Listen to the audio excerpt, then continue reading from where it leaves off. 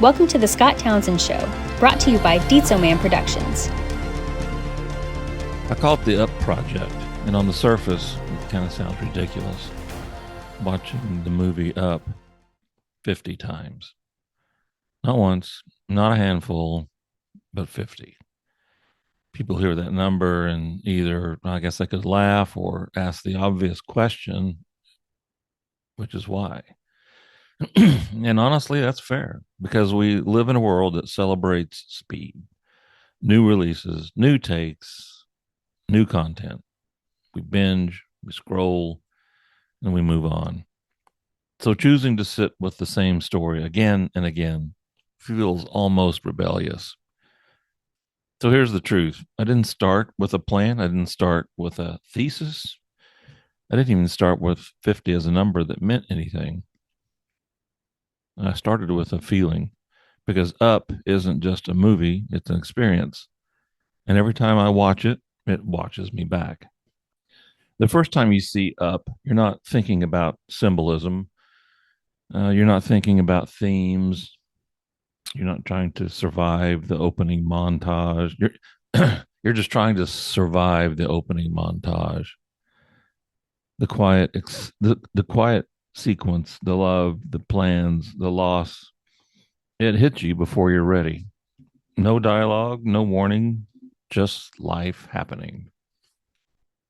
And when it ends, you feel like you've lived an entire lifetime in 4 minutes.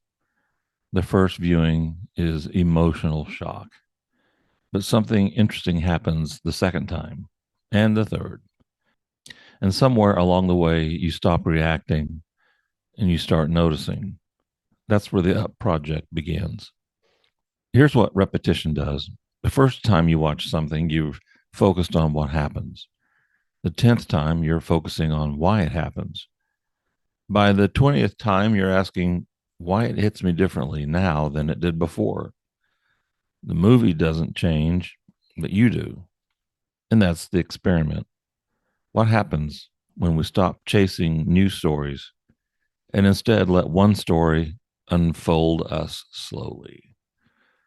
I chose 50 viewings not because it's a gimmick, but because it's uncomfortable.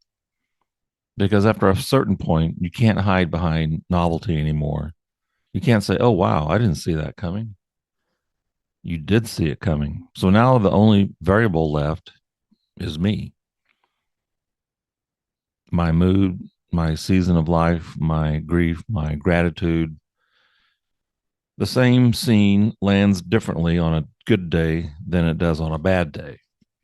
And that's fascinating to me.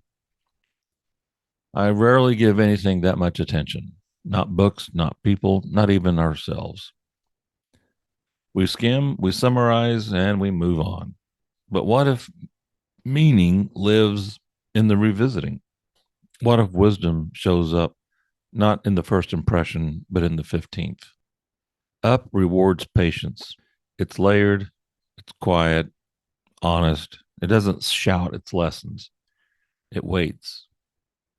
And maybe that's why it keeps rolling me back, because I'm at a stage in life where loud answers don't help much anymore.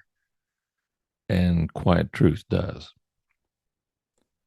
So the Up Project isn't about Pixar trivia. It's not about Easter eggs or animation techniques. All those are super cool. It's about watching one story long enough for it to stop entertaining you and to start revealing you. It's about asking, what am I noticing now that I didn't before? Why does this moment hurt more or less than it used to? What part of this story feels uncomfortably familiar? Over the next episodes, we're going to talk about grief, about holding on, about letting go, about the lies we tell ourselves about someday. We're going to talk about Carl, about Russell, about the house, about what it costs to chase a dream long after it's stopped loving you back. But for now, this episode is just about the commitment, about choosing to stay. Because sometimes the bravest thing you can do is not move on too quickly. This is the Up Project. 50 viewings, one movie, and an ongoing conversation about life. And next time, we're going straight into the moment most people want to rush past. And you know what part of the movie I'm talking about. All right. Well, hope you all have a great day. This is Scott Townsend. Thanks for listening to the Scott Townsend Show. Have a great day. Everything's going to be all right. And we'll talk to you later. The Scott Townsend Show is a Dietzo Man production. For more episodes, visit the Scott Townsend Show YouTube channel, listen on Apple Podcasts, or wherever you listen to your favorite shows.